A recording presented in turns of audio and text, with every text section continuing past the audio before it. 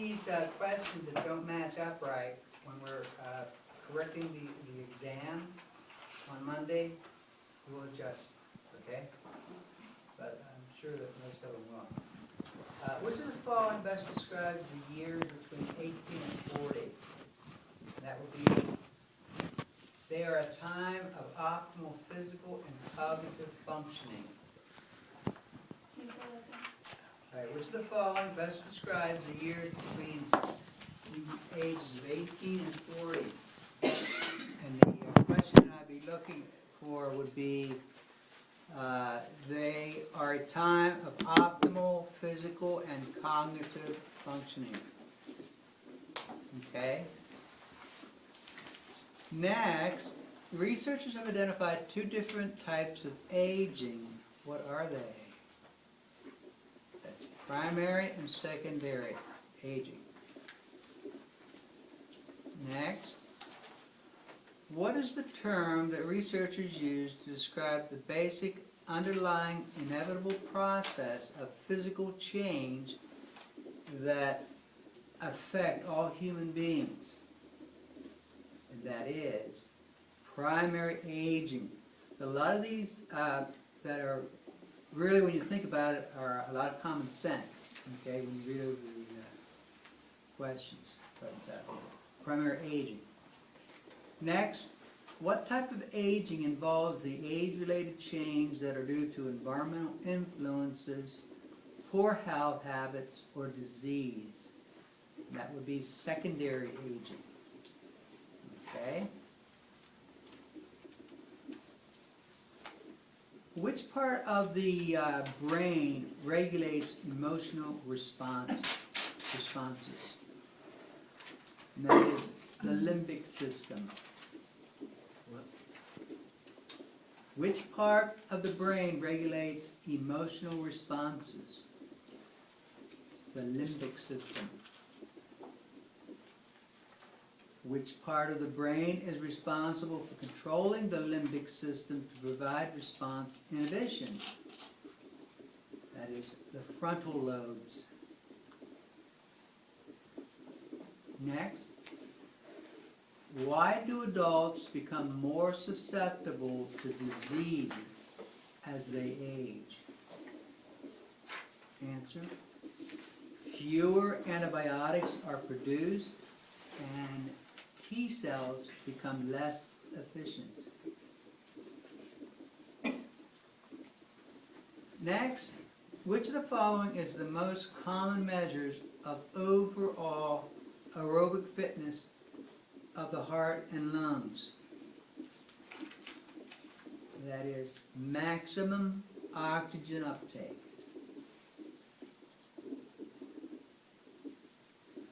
Which of the following terms is used to describe an individual's belief in her capacity to cause an intended event to occur or to perform a task successfully? And that is self-efficacy. It's feeling good about yourself. Self-efficacy. Talked about this morning in our insight class. Next, which mental disorder is characterized by disturbances of thought, such as delusions and hallucinations? That would be schizophrenia.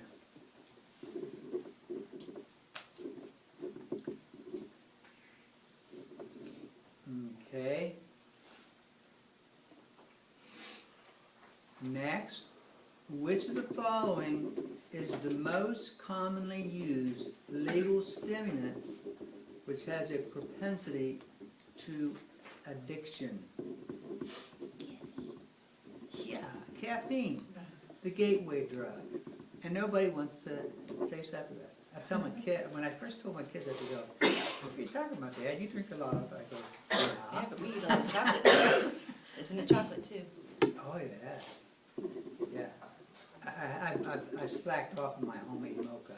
I used to get up in the morning, 2 big heaping teaspoons of good instant coffee, and then about 4 heaping teaspoons of, what's it called?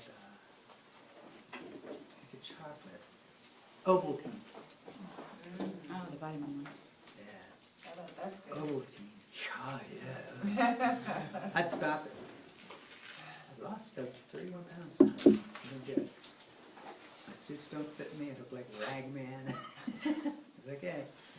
All right. Okay, back to the caffeine thing. Okay, so the answer to that is caffeine. Some of us are addicted to that. Okay, next is, according to Erickson, what is the central crisis of early adulthood?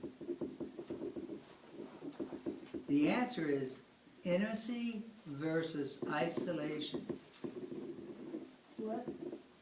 Intimacy versus isolation.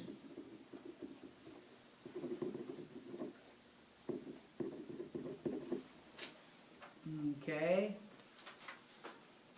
And what percentage of U.S. adults between ages of 20 and 34 have never been married? 56%. Okay, that's 75 questions, and that would be 2 points apiece, which gives you 150 points. Okay, now we have some bonus. Continuing on in chapter 14. I have here. Bonus question 1. Which of the following terms describes the capacity to engage in a supportive, affectionate relationship without losing one's own sense of self? That would be intimacy. Okay, second question. Huang and Nguyen are a married couple. They argue frequently and neither of them listen very well. Still, most of the time they get along well, and neither has any thought of getting divorced.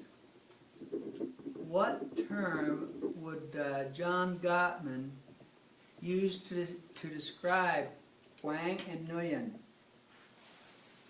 A volatile couple. That's the answer. Volatile. All right. According to Sternberg, in romantic love relationships, which component is missing? And he's saying commitment.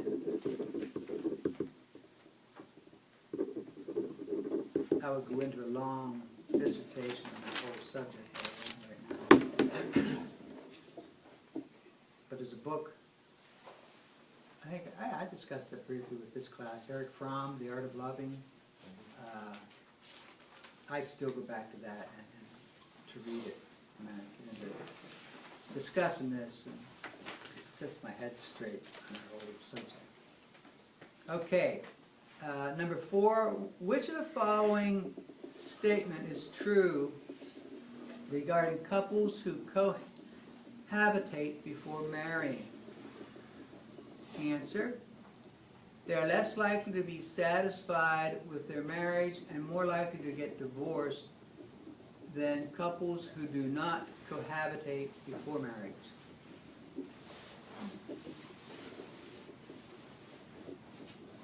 Okay, in the weeks after giving birth, some women experience feelings of sadness that characterize the mood disturbance known as Postpartum depression. postpartum depression. Did we watch that short clip here yet? Okay, if we have time today, after our weekend event and assignments, I'll pull that one up, because that's worth looking at. It's about a 10-minute clip of one of my ABC short things. Non-testable, just to discuss. Okay.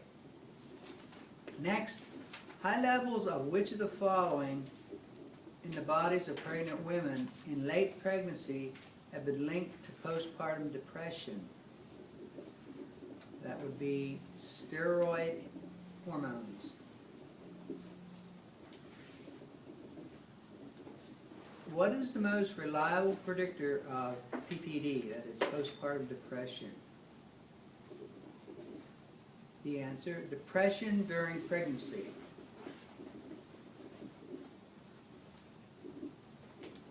Okay, oops, jumped ahead. Survey research has shown that 40% of college freshmen enrolled in college, for what reason? Because their parents wanted them to. Okay. Current research has shown that workers' job performance, mental health, and physical health are all affected by which of the following? Work-life balance. Okay. And the last question. Andrews company uses flex time. Employees are allowed to create their own work schedules, but there are certain times when all employees must be present. What is the term of these common work times? Core hours. Okay? Okay, that is including your quiz and the